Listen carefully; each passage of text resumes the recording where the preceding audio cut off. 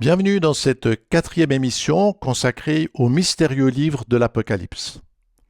Dans cette vidéo un peu plus courte, nous allons partager l'extraordinaire expérience de son auteur. En effet, et comme nous l'avons vu, notre univers, la Terre et tout ce qui nous entoure sont le fruit de la parole créatrice de Dieu. Ce sont des jaillissements qui viennent du royaume de Dieu, c'est-à-dire d'un autre espace, d'une autre dimension. De par notre condition, nous ne pouvons y accéder. Mais dans ce 4e chapitre de l'Apocalypse, Jean, l'apôtre et l'ancien disciple de Jésus, va être invité à entrer dans le ciel. Avec le symbole du chandelier, nous comprenons que ce voyage n'est évidemment pas dans l'espace sidéral. Non, le ciel dont il est ici question, c'est la dimension divine, la source, cette partie invisible à nos sens et pourtant bien plus réelle que la matière qui nous entoure. Cette expérience ne va pas seulement bouleverser Jean, elle lui offre aussi la possibilité de contempler notre monde depuis sa source divine.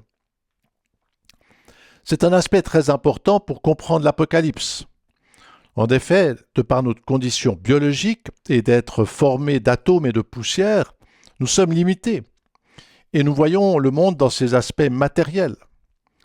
Mais dans la dimension spirituelle, tout ce qui nous semble solide et immuable est souple et malléable. Par exemple, pour nous, le temps se déroule dans un seul sens. Mais, et Albert Einstein l'a confirmé, le temps est un élément de notre création. Dieu est évidemment au-dessus de tout ça. Ainsi, dans le monde céleste, le temps est élastique et malléable. C'est cette dimension supratemporelle que nous rappelle notamment l'apôtre Pierre dans sa 2e épître. Devant le Seigneur, un jour est comme 1000 ans, et 1000 ans sont comme un jour. En regardant le monde depuis l'autre bout, c'est-à-dire depuis ses racines divines, le temps se définit selon la dose d'esprit qu'il reçoit. La venue du Christ, par exemple, est un événement qui illumine la création et son influence s'étend dans le passé, le présent et le futur. Tout cela nous dépasse et il faut donc humblement se garder de vouloir interpréter ces révélations en s'appuyant sur nos seules connaissances et les lois qui s'appliquent dans notre univers matériel. Mais trêve de commentaires, il est temps de nous laisser emporter avec Jean. Après cela, je regardais, et voici, une porte était ouverte dans le ciel. La première voix que j'avais entendue, comme le son d'une trompette, et qui me parlait, dit « Monte ici, et je te ferai voir ce qui doit arriver dans la suite. » Aussitôt, je fus saisi par l'Esprit, et voici, il y avait un trône dans le ciel, et sur ce trône, quelqu'un était assis. Celui qui était assis avait l'aspect d'une pierre de jaspe et de sardoine. Et le trône était environné d'un arc-en-ciel semblable à de l'émeraude. Autour du trône, je vis 24 trônes, et sur ces trônes, 24 vieillards assis, revêtus de vêtements blancs, et sur leurs têtes des couronnes d'or. Du trône sortent des éclairs, des voix et des coups de tonnerre. Devant le trône brûlent 7 lampes ardentes, qui sont les 7 esprits de Dieu. Il y a encore devant le trône comme une mer de verre, semblable à du cristal. Au milieu du trône et autour du trône, il y a 4 êtres vivants remplis d'yeux, devant et derrière. Le premier être vivant est semblable à un lion. Le second être vivant est semblable à un veau. le troisième être vivant a la face d'un homme, et le quatrième être vivant est semblable à un aigle qui vole. Les 4 êtres vivants ont chacun 6 ailes, et ils sont remplis d'yeux tout autour et au-dedans. Ils ne cessent de dire jour et nuit, « Saint, Saint, Saint est le Seigneur Dieu, le Tout-Puissant, celui qui était, qui est et qui vient. » Quand les êtres vivants rendent gloire, honneur et action de grâce à celui qui est assis sur le trône, à celui qui vit au siècle des siècles, les 24 vieillards se prosternent devant celui qui est assis sur le trône. Ils adorent celui qui vit au siècle des siècles, et ils jettent leur couronne devant le trône en disant « Tu es digne, notre Seigneur et notre Dieu, de recevoir la gloire, l'honneur et la puissance, car tu as créé toutes choses, et c'est par ta volonté qu'elles existent et qu'elles ont été créées. » Comme nous l'avons entendu, la première chose que j'en vois en arrivant dans le ciel, c'est un trône glorieux, qui nous rappelle ces paroles de la prière du Notre Père. C'est à toi qu'appartiennent dans tous les siècles le règne, la puissance et la gloire. Ce règne de paix s'exprime symboliquement par un arc-en-ciel de couleur émeraude et d'une mer de cristal. Quel contraste! Sur la terre, c'est la guerre, et les nations sont comme une mer agitée et tourmentée. Mais dans la dimension céleste et en Dieu, le roi dispose de toute la puissance. C'est la paix et tout est sous contrôle. Cette autorité absolue est soulignée par la présence de 4 animaux mystérieux. Notons que plusieurs siècles avant notre ère, le prophète Ézéchiel a aussi eu le privilège de faire une ascension dans le monde céleste. Dans son livre, il parle aussi d'un trône et décrit le Christ rayonnant.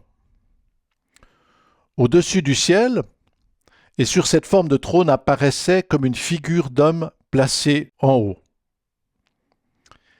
Il précise dans le chapitre 8, « Je regardais, et voici c'était une figure ayant l'aspect d'un homme, depuis ses reins en bas, c'était du feu. » Cette illustration et les numéros de versets peuvent vous aider à méditer le contenu du premier chapitre de son livre. Ainsi, dans son récit, le prophète Ézéchiel voit de grandes roues pleines Dieu. Elles nous révèlent la connaissance absolue de Dieu, car l'Esprit voit et connaît toutes choses. Comme avec Jean, Ézéchiel mentionne aussi 4 êtres étranges et dotés d'une apparence de lion, de bœuf, d'aigle et d'homme. Ces caractéristiques font référence à 4 types de puissance. En effet, chacun de ces êtres est un champion inégalé dans son domaine. Le lion est un prédateur, et avec son agilité, sa rapidité et sa puissance, il est le roi des animaux terrestres. De par cette première position, son image est utilisée sur les blasons des rois, des empereurs et de leurs armées. Oui, c'est vrai, mais le bœuf est aussi un poids lourd. Par sa force et son endurance, il peut accomplir de grands travaux.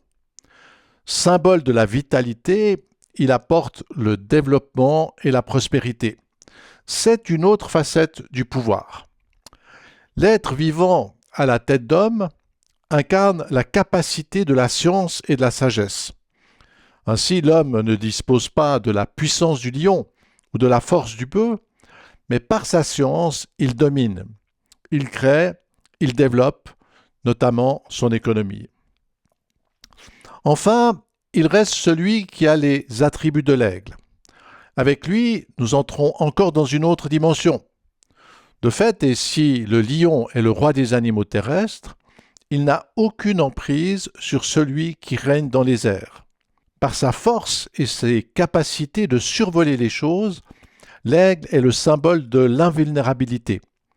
C'est son image qui sera utilisée pour symboliser le pouvoir des puissants. Les armées romaines anglaise et celle de l'Allemagne nazie marchaient sous son effigie.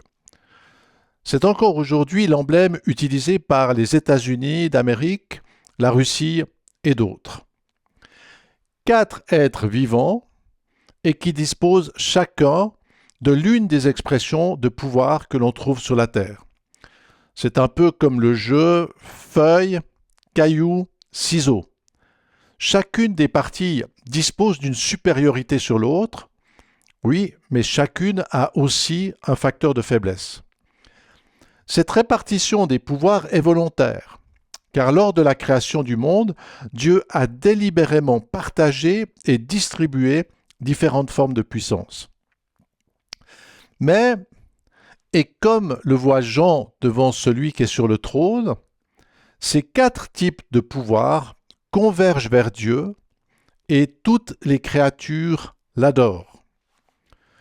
Dans l'Apocalypse, la reconnaissance que la puissance, la gloire, la richesse et la force viennent de Dieu s'exprime lorsque les 24 vieillards jettent leur couronne devant le trône. C'est cette attitude d'humilité, de reconnaissance que les hommes devraient avoir. En effet, tout ce que nous avons vient de Dieu, de lui nous avons reçu la vie et ceux qui nous entourent, et nous devrons lui en rendre compte. C'est ce devoir universel que souligne le prophète Michée. On t'a fait connaître, ô homme, ce qui est bien, ce que l'Éternel demande de toi, c'est que tu pratiques la justice, que tu aimes la miséricorde et que tu marches humblement avec ton Dieu.